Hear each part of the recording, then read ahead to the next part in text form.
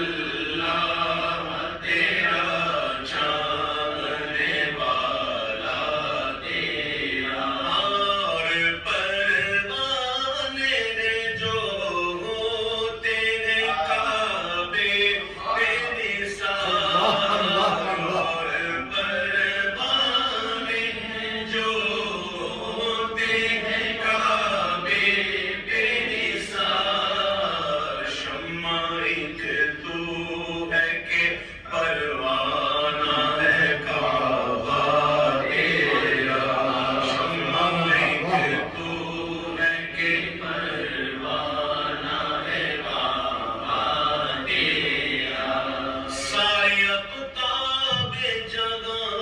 کرتے ہیں کعبے کا طواف، سارے اقطاب جگہ کرتے ہیں کعبے کا طواف، کعبہ کرتا ہے طواف تیرے والا تیرا، کعبہ کرتا ہے طواف تیرے والا تیرا، کیا دبے جس پہ حمایت کا ہو پنجہ تیرا، کیوں دبے جس پہ حمایت کا ہو پنجہ تیرا، شیر کو خطرے میں لاتا نہیں کتا تیرا، شیر کو خطرے میں لاتا نہیں کتا تیرا، ابن زہرا کو مبارک ہو عروس قدرت، عبد القادر قدرت رکھنے والے کا نام، قادر کا نام، اور ابن زہرا کے ڈاٹے شادہ تھے، حضور کے ڈاٹے شادہ، حضرت کہتے ہیں کہ ابن زہرا کو مبارک ہو عروس قدرت، قادری پائے تصدق میرے دولا تیرا، قادری پائے تصدق میرے دولا تیرا، تجھ سے در در سے صد اور صد سے ہے مجھ کو نسبت، مجھ سے در در سے صد اور صد سے ہے ہم کو نسبت، میری گردن میں بھی ہے دور کا دورہ تیرا، میری گردن میں بھی ہے دور کا دورہ تیرا،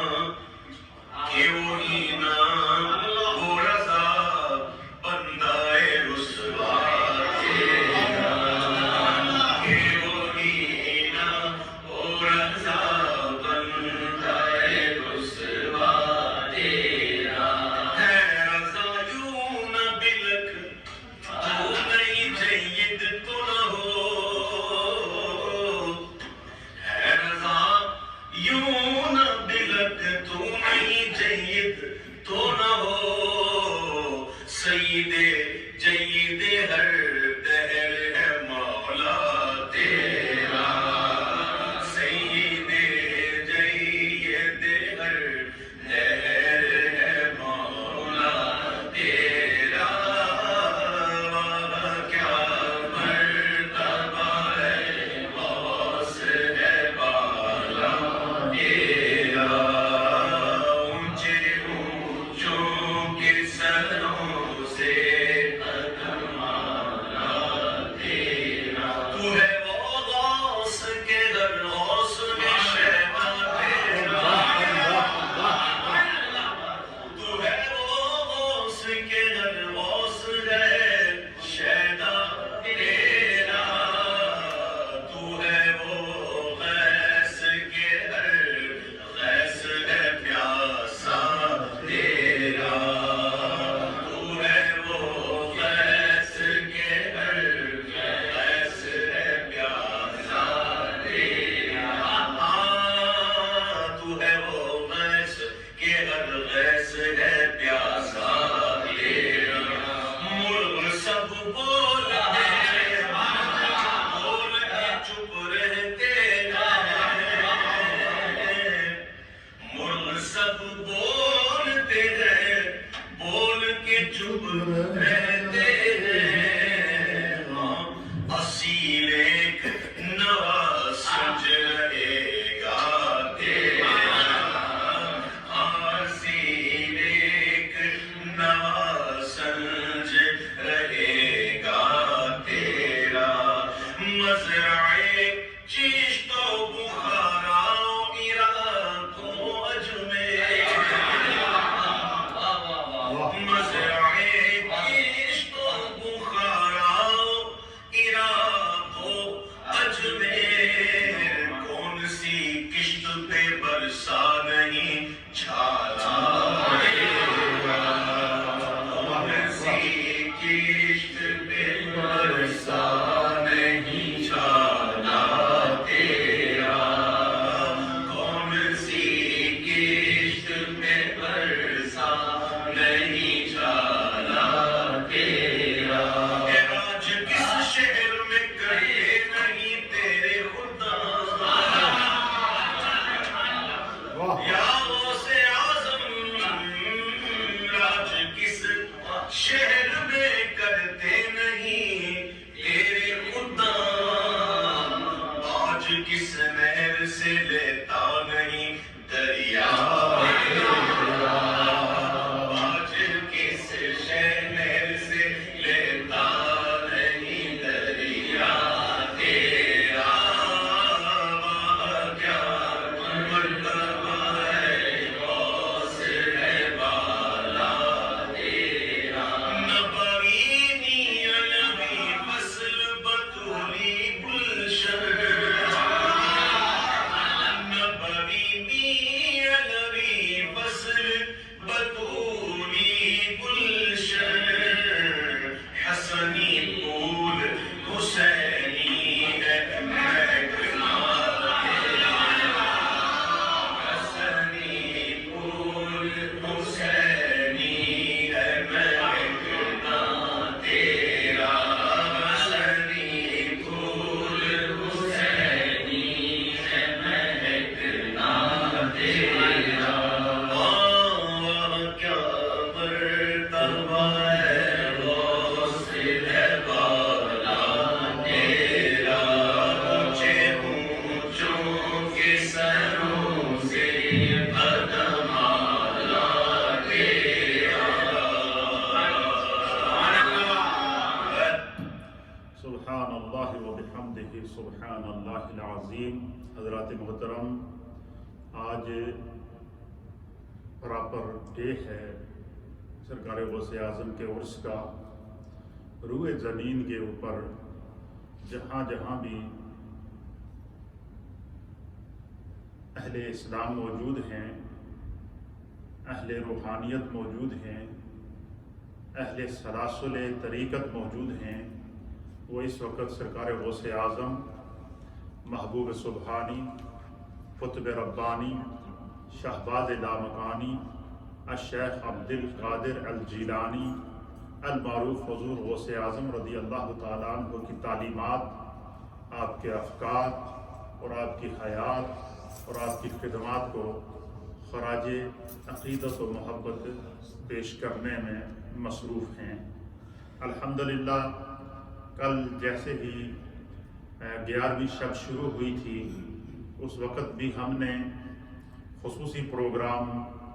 اپنے سامعین اور ناظرین کی خدمت میں سرکار غوث پاک کی تعلیمات اور حیات کے حوالے سے پیش کیا تھا۔ تو آج چونکہ یوم غوث اعظم ہے اور 11ویں شریف کا پراپر دن 11 ربیع الثانی ہے، مبارک لمحات ہیں اور اللہ کے ولیوں کا تذکرہ اور ولیوں کے ولیوں کا تذکرہ یہ میں سمجھتا ہوں کہ ہماری سعادت ہے۔ ایک بات یہ ذہن میں رکھیے گا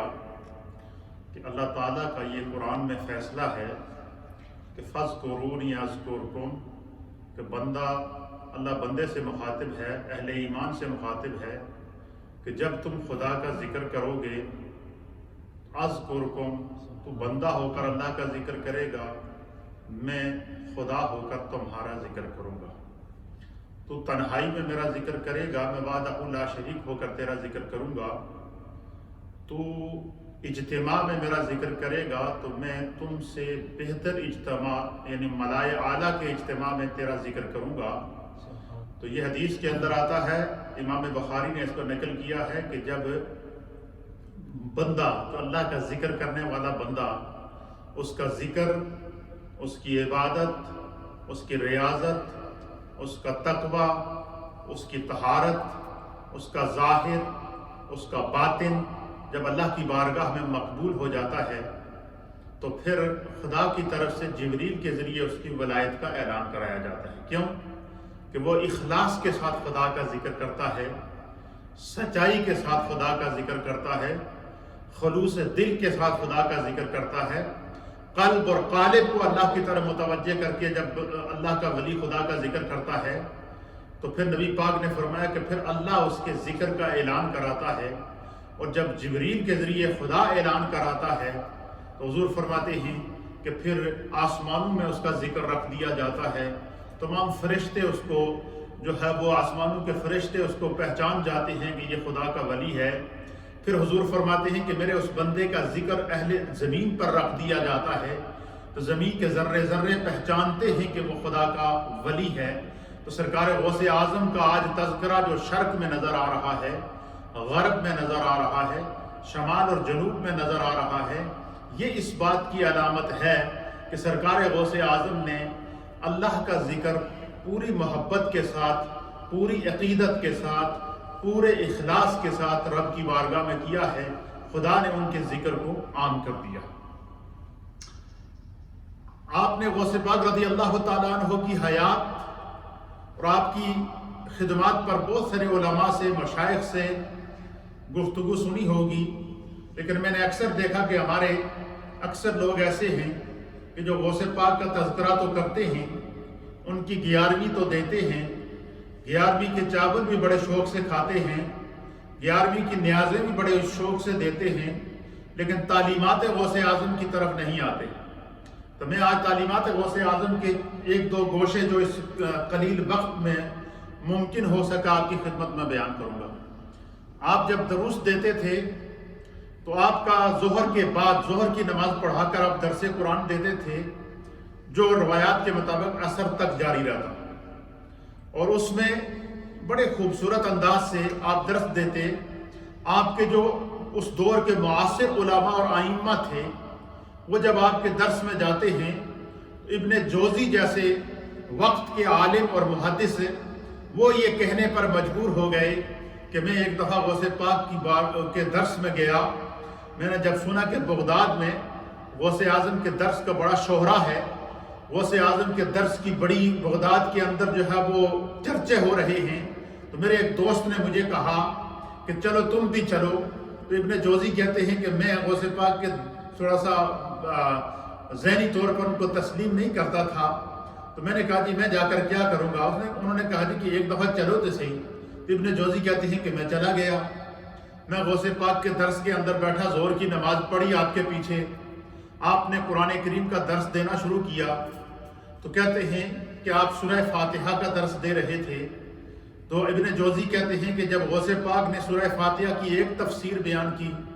وہ میں جانتا تھا کہ کس محدث اور کس مفسر نے اس تفسیر کو لکھا ہے۔ پھر کہتے ہیں سرکار غوث اعظم نے اس کی دوسری تفسیر بیان کی، کہتے ہیں میرا ذہن ساتھ گھوم رہا تھا کہ کون سے مفسر نے اس کی یہ تفسیر کی ہے۔ پھر کہتے ہیں تیسری تفسیر بیان کی، میرا ذہن ساتھ رہا، چوتھی تفسیر بیان کی، میرا ذہن ساتھ رہا، پانچویں تفسیر بیان کی، میرا ذہن ساتھ رہا، چھٹی تفسیر بیان کی، میرا ذہن ساتھ رہا، ساتویں تفسیر بیان کی، میرا ذہن ساتھ رہا، آٹھویں تفسیر بیان کی، میرا ذہن ساتھ رہا، نویں تفسیر بیان کی، میرا ذہن ساتھ رہا، 10ویں تفسیر بیان کی، میرا ذہن ساتھ رہا، 11ویں تفسیر بیان کی، میرا ذہن ساتھ رہا، 12ویں تفسیر بیان کی، میرا ذہن ساتھ رہا، 13ویں تفسیر بیان کی، میرا ذہن ساتھ رہا۔ کہتے ہیں کہ جب غوث پاک 13ویں تفسیر سے اوپر بڑھے تو اب میرے ذہن نے جواب دے دیا کہ اس کے بعد جو انہوں نے تفسیر شروع کی تو وہ تفسیر جو خداوند قدوس نے غوث پاک رضی اللہ تعالیٰ عنہ کو علم کی دولت عطا فرمائی تھی، سرکار غوث پاک رضی اللہ تعالیٰ عنہ کو جو اللہ رب العالمین نے معرفت کا نور عطا فرمایا تھا، اتقوا فراست المؤمن فإنہ ینظر بنور اللہ کے تحت، سرکار غوث بنور اللہ کے تحت سرکار غوث پاک جب قرآن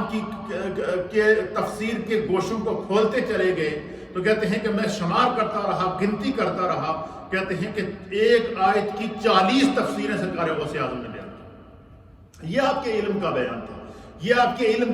کی کیفیت تھی جو اس وقت کے ائمہ نے بیان کی ہے۔ تو سرکار غوث بغداد کے ایک صحرا کے اندر مجلس لگی ہے، ہزاروں کا اجتماع ہے، اور اس اجتماع میں سرکار غوث اعظم تشریف فرما ہو کر درس دے رہے ہیں، اور آپ نے اہل بغداد کو مخاطب کیا اور کہا کہ یا ایھا الناس، اے لوگو، سچائی کو اپنا شعار بناؤ، سچائی کو اپنا عنوان بنایا، سچائی کے اوپر درس دیا کہ سچائی کیا ہے اور پھر سچے لوگوں کے ساتھ رہنے کے فوائد کیا ہیں، اس کے اوپر وہ درس دے رہے تھے۔ تو اس کے اوپر آپ نے لوگوں کو نصیحت کی، اور سب سے پہلے قرآن پاک کی آیات جو صدق کے اوپر، سچائی کے اوپر، اور جن لوگوں نے نبی پاک کی بارگاہ میں رہ کر سچائی کے شعار کو اختیار کیا، ان کے مرتبے اور مقام کو بیان کرتے ہوئے پھر مقام صدیق اکبر کے اوپر آتے ہیں اور کہتے ہیں کہ امیر المؤمنین، خلیفۃ المسلمین، جناب سیدنا ابو بکر صدیق رضی اللہ تعالیٰ عنہ کو جو صدیق اکبر کا لقب بارگاہ خدا اور بارگاہ مصطفیٰ سے ملا، یہ منصب ان کو اخلاص کی بنیاد کے اوپر، سچائی کی بنیاد کے اوپر ملا۔ اس لیے آپ نصیحت کرتے ہیں کہ اے میری مجلس میں رہنے والوں، میری گفتگو کو سننے والوں، مجھے فالو کرنے والوں، میرا تذکرہ کرنے والوں، سنو کہ تم نے سچائی کو اپنی زندگی کا شعار بنانا ہے، سچائی کو اختیار کرنا ہے، اور سچائی میں ہی نجات ہے۔ پہلے قرآن کریم کی آیات پیش کی، پھر اس کے اوپر نبی پاک صلی اللہ تعالیٰ علیہ وسلم کی بارگاہ میں لے کر گئے، اور اہل سیر میں لکھا کہ جب غوث پاک رضی اللہ تعالیٰ عنہ نبی پاک کی حدیث بیان کرتے تھے تو آپ کی مجلس میں اولیاء بھی ہوتے تھے، آپ کی مجلس میں علماء بھی ہوتے تھے، آپ کی مجلس میں ائمہ بھی ہوتے تھے، آپ کی مجلس کے اندر، سرکار غوث پاک کی مجلس کے اندر بڑے بڑے وقت کے صاحب حال لوگ ہوتے تھے، حضوری لوگ ہوتے تھے۔ تو وہ جب حضور علیہ الصلوۃ والسلام کی مجلس کو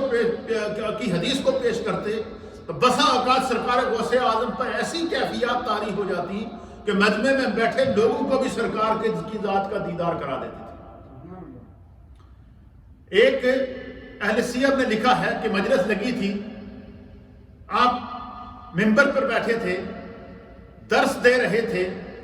آپ ہزاروں کا آگے مجمع تھا، مجمع کے بیچ میں ایک شخص،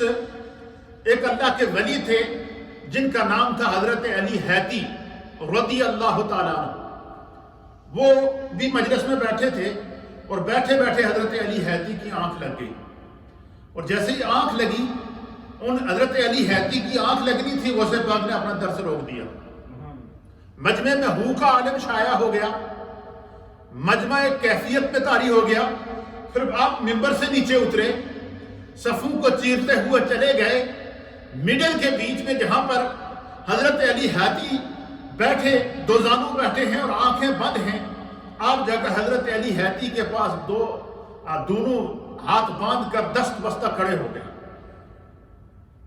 جب آپ حضرت علی ہاتھی کے پاس دست بستہ کھڑے ہوئے تو تھوڑی دیر کے بعد جب حضرت علی ہاتھی کی آنکھ کھلی تو انہوں نے کہا کہ حضور میں معذرت چاہتا ہوں، میری آنکھ لگ گئی تھی تو مجھے خواب میں سرکار دو عالم صلی اللہ تعالیٰ علیہ وسلم کی بارگاہ نصیب ہوئی اور آپ کا دیدار نصیب ہوا۔ تو سرکار غوث پاک نے مسکراتے ہوئے کہا اسی لیے تو میں بھی تمہارے سامنے ہاتھ باندھ کر کھڑا ہوں کہ سرکار تمہیں خواب میں اپنا دیدار عطا کر رہے تھے، مجھے بیداری میں اپنا دیدار عطا کر رہے تھے۔ تو غوث پاک رضی اللہ تعالیٰ عنہ کی ولایت کا عالم یہ تھا، آپ کی غوثیت کا عالم یہ تھا، آپ کے قرب مصطفیٰ کا عالم یہ تھا کہ ایک نہیں کئی مرتبہ ایسی روایات موجود ہیں کہ جاگتے آنکھوں کے ساتھ عالم بیداری میں سرکار غوث پاک کو حضور علیہ السلام کا دیدار ہوتا تھا۔ اور جس وقت آپ درس دیتے تھے تو آپ درس کے دوران جب وجدانی کیفیت میں آتے اور حضور علیہ السلام کو اپنے سامنے دیکھتے تو آپ ایک درس کے دوران آپ نے، اہل سیر نے لکھا کہ ایک درس کے دوران آپ نے کہا کہ یہ تو کان تھا، آج ذرا آپ تمہیں عبد القادر حال کی طرف لے جاتا ہے، بس اتنے الفاظ کہنے تھے کہ کان سے حال کی طرف تمہیں لے جاتا ہوں۔ تو اس مجلس میں موجود جو ہزاروں لوگ تھے ان میں سے کئی لوگ ایسے تھے جن پر وجدانی کیفیت طاری ہوئی اور انہوں نے وہیں پر جو ہے وہ بے ہوشی کے عالم میں گر گئے۔ کچھ تو وہ ہے کہ جو اس حد تک عشق کی جولانی میں گئے کہ پھر جب آنکھ بند ہوئی تو آنکھ کھلی ہی نہیں۔ تو یہ کیفیت تھی سرکار غوث پاک کے دروس کی، آپ کی مجلس کی، آپ کی محافل کی،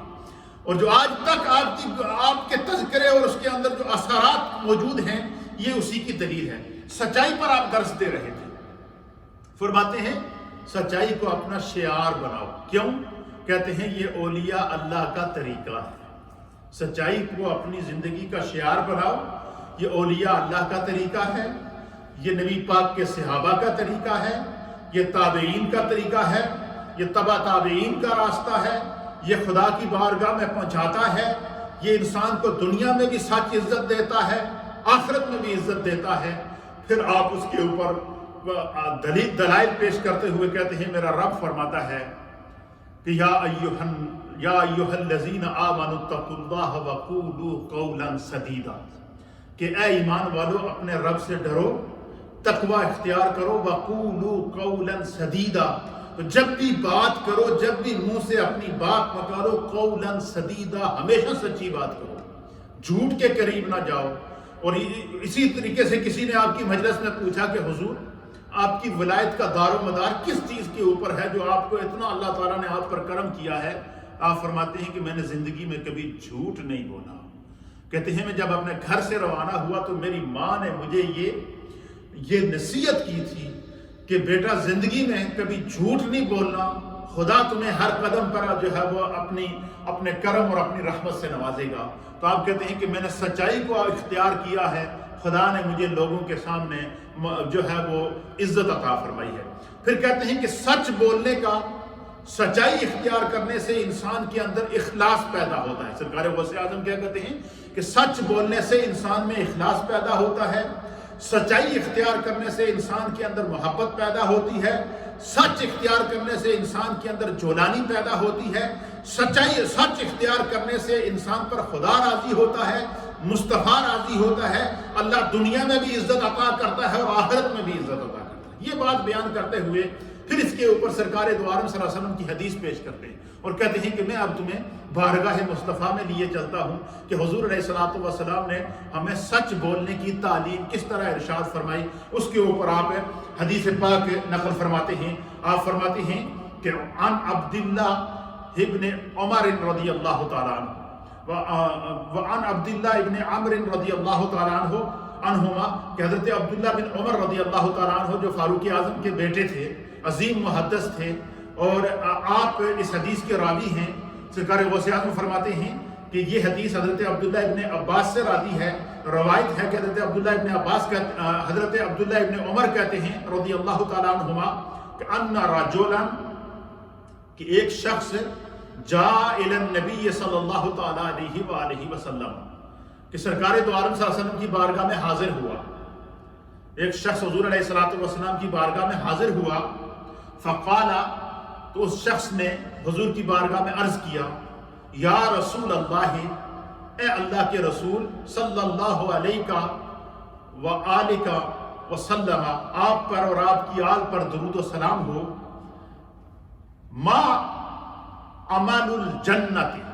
یا رسول اللہ میں گناہگار سا بندہ ہوں. ایک شخص نے حضور کی بارگاہ میں حاضر ہوا اور اس نے عرض کیا کہ یا رسول اللہ میں گناہگار سا بندہ ہوں تو میں چاہتا ہوں خدا کا کرم ہے کہ اللہ نے ہمیں آپ کا دور عطا کیا اور آپ کے دیدار کی توفیق عطا فرمائی. اے اللہ کے حبیب میں آپ کی بارگاہ میں اس لیے حاضر ہوا ہوں کہ میں یہ چاہتا ہوں کہ مجھے کوئی ایسا عمل بتا دیجئے جو عمل میں دنیا میں اختیار کروں تو خدا اس کے بدلے میں مجھے جنت عطا کر دے. کتنا پیارا سوال ہے. خدا اس صحابی رسول کی قبر پر کروڑوں رحمتیں نازل فرمائے. یہ اس صحابی کا ایک اپنی ذات کے لیے سوال نہیں تھا. قیامت تک آنے والے رسول اللہ کے ہر امتی کو وہ جنت جانے کا راستہ بتا دیں. اور اس حدیث کو سرکار غوث اعظم رضی اللہ تعالیٰ عنہ اس مجمع میں بیان کر رہے ہیں کہ آپ کے سامنے 50,000 اور 40,000 کا اجتماع ہے اور آپ کے سامنے 2 فٹ کے فاصلے پر بیٹھا ہوا شخص بھی اس آواز کو سن رہا تھا اور جو 40,000 فٹ دور بیٹھا ہوا تھا اس کے کان میں بھی وہی آواز پڑ رہی تھی. بیچ میں کوئی ساؤنڈ سسٹم نہیں تھا, کوئی الیکٹرانک سسٹم نہیں تھا, کوئی میڈیا سسٹم نہیں تھا, کوئی کسی قسم کا آواز کو دور پہنچانے کا ذریعہ نہیں تھا. اس لیے کہ سرکار غوث پاک کی آواز کو اللہ نے اپنے قول کن کی برکات اور ان کے انوار کا فیض عطا کیا تھا کہ جو نبی پاک نے فرمایا کہ اللہ کا ولی جب بولتا ہے تو اس کا بولنا خدا کا بولنا, اس کا دیکھنا خدا کا دیکھنا, اس کا سننا خدا کا سننا, اس کا پکڑنا خدا کا پکڑنا. وہ اپنے لیے کوئی عمل کرتا ہی نہیں ہے. سرکار غوث اعظم رضی اللہ تعالیٰ عنہ بیان کرتے ہیں کہ حضور علیہ الصلوۃ والسلام کی بارگاہ میں ایک شخص حاضر ہوا اور اس نے عرض کیا کہ یا رسول اللہ ما عمل الجنت, جنت میں جانے کا کون سا عمل ہے, اس عمل کو ہمیں بتا دیجئے تاکہ اس عمل کو ہم زندگی کا شعار بنا لیں, اس عمل کو ہم زندگی بھر اختیار کریں, وہ عمل اختیار کر کے ہم جنت میں پہنچ جائیں اور جنت میں آپ کا دیدار اور شفاعت اور قرب بھی ہمیں نصیب ہو جائے. تو حضرت عبداللہ ابن عامر کہتے ہیں کہ نبی اکرم صلی اللہ تعالیٰ علیہ وآلہ وسلم نے جب اپنے اس غلام کا سوال سنا قال تو سرکار دو عالم شفیع معظم ساقی جنت و کوثر پیارے آقا و مولا سید العالمین محمد الرسول اللہ صلی اللہ تعالیٰ علیہ وسلم نے جب اپنے اس غلام کا سوال سنا تو قالا تو حضور علیہ السلام نے فرمایا الصدق, اگر تو یہ چاہتا ہے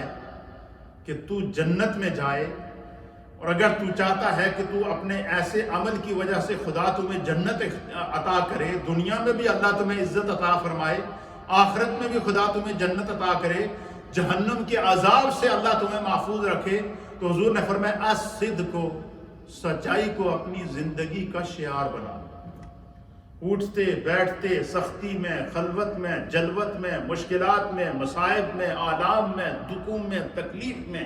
جس حال میں بھی تمہیں خدا رکھے سچائی کے دامن کو نہ چھوڑنا, سچ کی راستے کو اختیار کرنا. اور فرمایا کہ جو بندہ سچائی پر قائم رہتا ہے, سچوں کے ساتھ رہتا ہے, سچائی کو اختیار کرتا ہے, سچائی کو شعار بناتا ہے, سچائی کو اپنی زندگی کا مطمع نظر بناتا ہے, تو سرکار غوث اعظم رضی اللہ تعالیٰ عنہ فرماتے ہیں کہ سچائی پھر اس کو کہاں پہنچاتی ہے, سچائی اسے کیسا راستہ دکھاتی ہے, سچائی اس کو کہاں سے کہاں لے جاتی ہے. حضور فرماتے ہیں اذا صدق العبد بر, حضور نے فرمایا کہ جب بندہ سچ بولتا ہے, اذا صدق العبد, جب بندہ سچائی اختیار کرتا ہے, چلتے پھرتے اٹھتے بیٹھتے سچ بولتا ہے، جھوٹ نہیں بولتا. تو فرمایا کہ اذا صدق العبد برا، تو پھر سچائی اسے نیکی کے راستے پہ لگا دیتی ہے. سچائی کیا کرتی ہے؟ اس کو نیکی کے راستے پہ لگا دیتی ہے، نیکی کا راستہ وہ اختیار کر دیتا ہے. اور پھر حضور نے فرمایا کہ وَإِذَا بَرَّ آمِنَ، حضور نے فرمایا کہ جب بندہ نیکی کا راستہ اختیار کر دیتا ہے، نیکی کے راستے کو اپنا لیتا ہے، دکھ ہو، تکلیف ہو، غمی ہو، خوشی ہو، حالات کیسے بھی ہوں، آزمائشیں کیسی بھی ہوں، لیکن سچائی کو وہ نہیں چھوڑتا، سچائی کے راستے کو نہیں چھوڑتا، آمینہ، تو حضور فرماتے ہیں خدا اس کو بے خوف کر دیتا ہے، امن عطا کر دیتا ہے. سچائی کیا کرتی ہے؟ بندے کو اللہ تعالیٰ امن عطا فرماتا ہے. اور یہی وجہ ہے کہ اولیاء اللہ نے ہمیشہ سچائی کا راستہ اختیار کیا تو ان کو کیسے امن ملتا ہے؟ اللہ قرآن میں بیان کرتا ہے کہ الا ان اولیاء اللہ لا خوف علیہم ولا هم یحزنون، کہ جو اولیاء اللہ ہیں ان پر دنیا میں کوئی خوف نہیں ہے اور نہ وہ آخرت میں غمگین ہوں گے. کیوں؟ کہ انہوں نے سچائی کا راستہ اختیار کیا. وَإِذَا بَرَّ آمِنَ، تو جب انہوں نے سچائی کا راستہ اختیار کیا تو خدا نے انہیں امن عطا کر دیا. وَإِذَا آمِنَ دَخَلَ الْجَنَّةَ، جس کو خدا دنیا اور آخرت میں امن عطا فرما دے، سکون عطا فرما دے، کرم کر دے، رحمت کے دروازے جس کے لیے کھول دے، فرمایا کہ دخل الجنت، اللہ اسے جنت میں داخل کرے. تو اب اس شخص نے سوال کیا کیا تھا کہ یا رسول اللہ مجھے ایسا عمل بتائیں جو مجھے جنت میں لے جائے. تو حضور نے فرمایا سچ بولنا شروع کر دو، خدا تمہیں جنت عطا کرے گا. کیونکہ جو بندہ سچا ہوگا وہ کبھی جھوٹ نہیں بولے گا، جو بندہ سچا ہوگا وہ کبھی گناہ نہیں کرے گا. سچ یہی ہے کہ بندہ گناہ نہ کرے، سچ یہی ہے کہ بندہ چوری نہ کرے، سچ یہی ہے کہ بندہ زنا نہ کرے، سچ یہی ہے کہ بندہ خداوند قدوس کا قرب حاصل کرے، سچ یہی ہے کہ بندہ جو ہے وہ ہر نافرمانی کو چھوڑ کر فرما برداری کے راستے کو اختیار کرے. تو اللہ کے حبیب علیہ السلام فرماتے ہیں کہ جس شخص نے سچائی کو اختیار کیا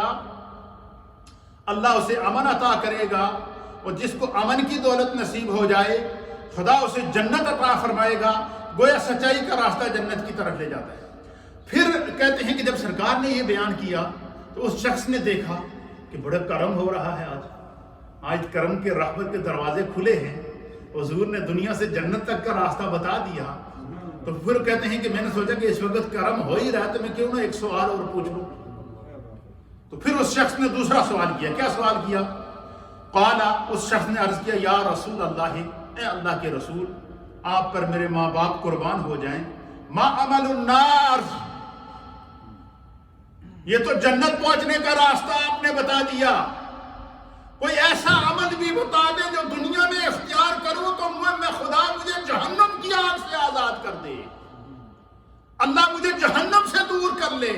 جہنم کے عذاب سے خدا مجھے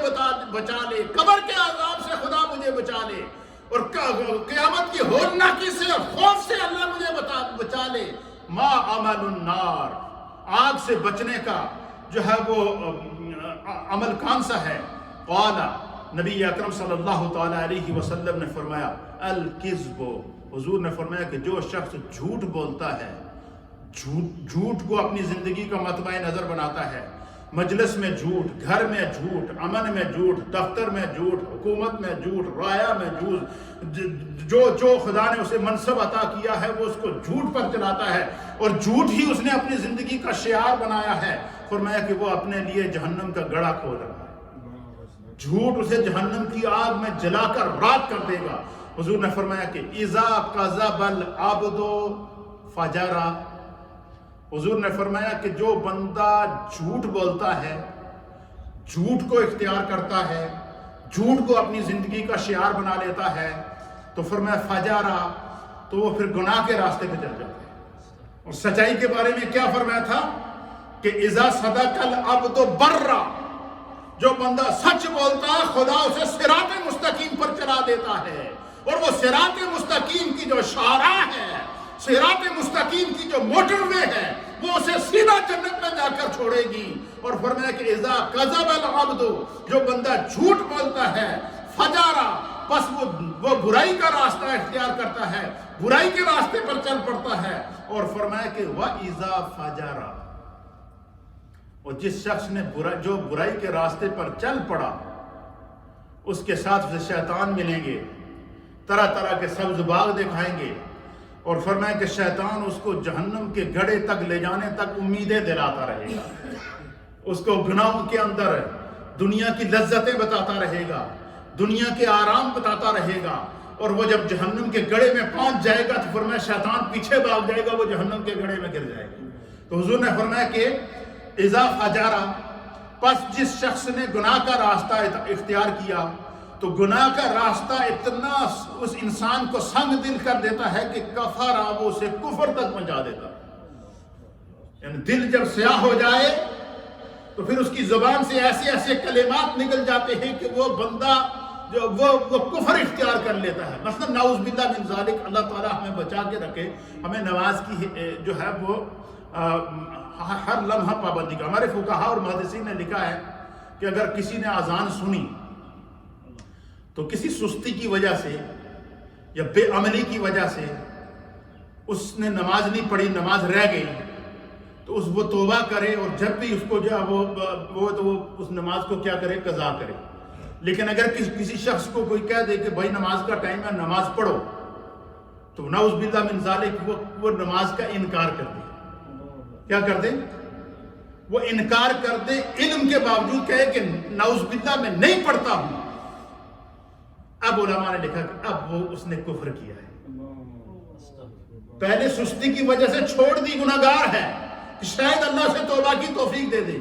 لیکن جب نماز کا انکار کیا تو فرمایا تھا مومن، لیکن وہ نیکی کا انکار کرنے کی وجہ سے، خدا کے حکم کا انکار کرنے کی وجہ سے، مصطفیٰ کی سنت کا انکار کرنے کی وجہ سے اب وہ کفر میں داخل ہو گیا. تو یہاں حضور کیا فرماتے ہیں کہ اذا کذب العبد فجارا، جب بندہ جھوٹ بولتا ہے تو جھوٹ اسے برائی کے راستے پہ لے جاتا ہے. وَإِذَا فَجَرَ، اور برائی کا جو راستہ ہے کفارا، انسان کو کفر تک پہنچا دیتا ہے،